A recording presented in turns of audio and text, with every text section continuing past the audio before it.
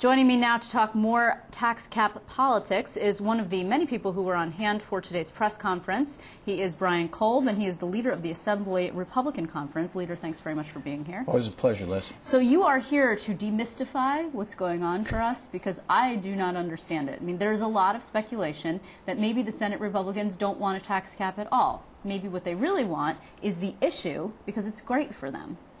Well, I think in Albany there's always the hypothesis of what's really going on, what's the real agenda, but I really believe that the Senate Republicans want a property tax cap because they passed it bipartisan back in January 31st.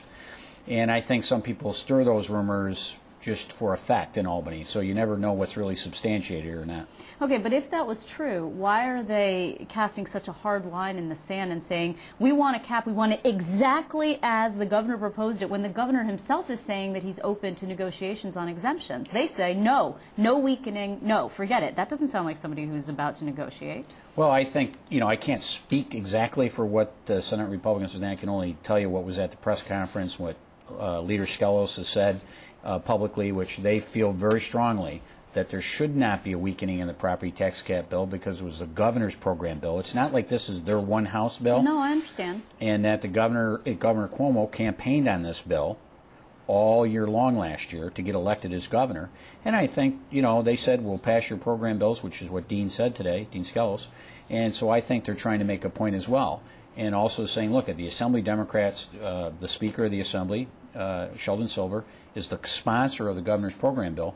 Why are you not taking it up for an up and down vote? Well, and you actually tried as a conference to attach this to, as like an amendment, to the rent control bill, which passed yesterday, and you were shot down. Well, that's correct. There was 51 Republicans that voted to have a vote on a property tax cap, 6 Assembly Democrats. We were hoping for more, obviously, because we believe it only takes 25 out of 99 Assembly Democrats. And, of course, we were wondering, where's the rest of the upstate Assembly Democrats and suburban Assembly Democrats to make a public stand on a property tax cap? Okay, but here's the thing. It's negotiation. That's how this stuff works. I mean, if you, in fact, sort of say, I'm never going to move off this point, you're never going to get anywhere. I mean, are you open to negotiation on this? Do you believe it has to be exactly as the governor himself, who has said he's open to negotiation, it has to be exactly that bill and nothing else? Well, I think what basically the premise is, all right, Governor Cuomo, first and foremost, you said this is the bill you wanted. So what specifically are you saying now you want to change, and what do you want in your property tax cap bill? Interesting. If not that. Assembly Speaker and the Assembly Democrats, what specifically don't you like about the property tax cap bill, the program bill for the governor? Put it on the record what your problems are or what you want to change. Then you have something to talk about. But they're not saying anything. And the governor has hinted, but he is not saying anything publicly about what specifically different than his own program bill as he now changed his mind on, and why. And I think they're trying to, shall we say, skillfully keep moving the cups and saucers around rather than coming out full transparency. Governor Cuomo, do you want your property tax cap bill passed, yes or no? If not, then what's your alternative? Okay. And then the same thing with Speaker Silver and the Assembly Democrats. Fair enough. But what you wouldn't deny, though, that it behooves people to keep an issue alive as long as possible, because if you give in on it completely, then you can't trade it away. Well, of course, and I think at least I think that Senate Republicans are saying, what's your position? Speaker Silver and the Assembly Democrats, how many times in the last month or 2 months have they changed their position linking rent regulations with a property tax cap? One day it's yes, next day it's no. Next day it's yes, next day it's no. How can you negotiate with that? Because you don't know what they stand for. And I think that's really probably what Dean's saying. Let me know what you stand for, both of you, Governor Cuomo and Speaker Silver. I mean, if you look at the budget negotiations, I think it was pretty clear where everybody stood on things, right? So what's different about the property tax cap bill? What do you like, what do you don't like? Okay, well, what is different about the property tax cap bill? To me, nothing, except you had Senate Democrats and Senate Republicans pass it overwhelmingly, 49-17? I say, as I've always said, let's have an up and down vote in the Assembly. And if the Assembly Democrats don't pass it, then at least you know where everybody stands, and then they can explain why they voted yes or no.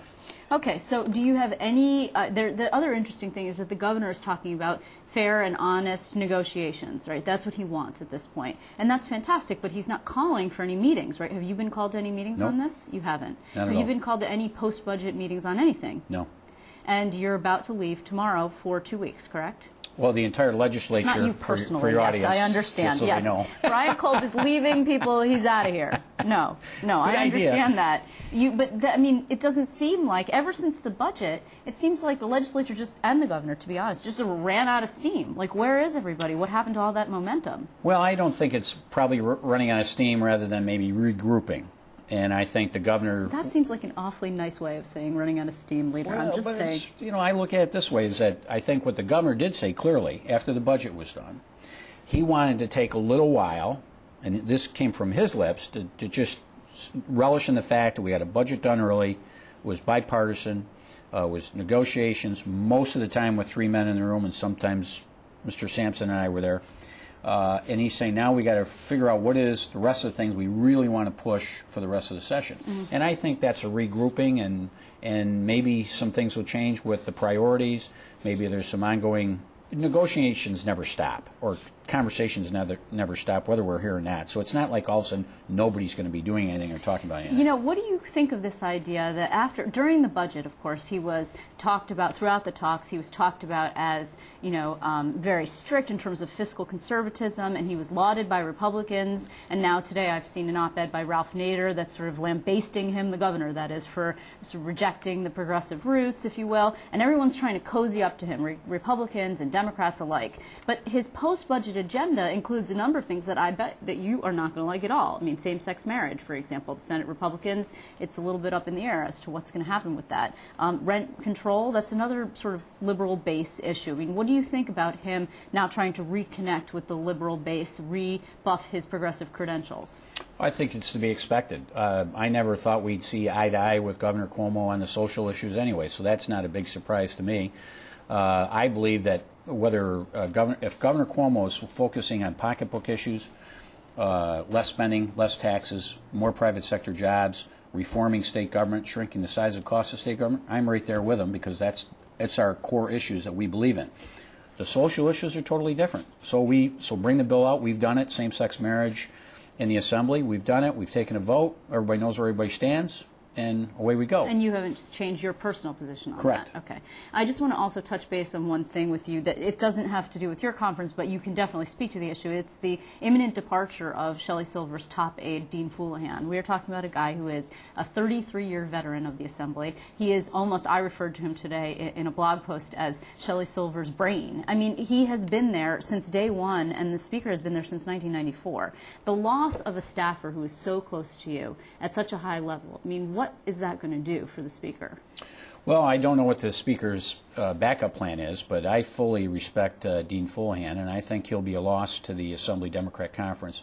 And coming from the private sector, whenever you have valuable folks that work on staff or part of your team, some people are irreplaceable, but not irreplaceable. I mean, the loss will be felt, but then again, life goes on because you have to have life go on. Sure. So what'll be interesting to see is what the Speaker does in that regard with Dean. Does he do more of spread the duties around? Well, that's my not? understanding. My understanding is that there will be a team of people who will replace Dean Foulahan. Where his technical title is secretary, but he really has been the right-hand man for the Speaker. But, I mean, it's got to reignite speculation on what the Speaker himself does. I mean, he is a really sort of insular guy. He has a very tight, close circle, and yet the constant has always been Dean Foulahan, and now Dean Foulahan is leaving.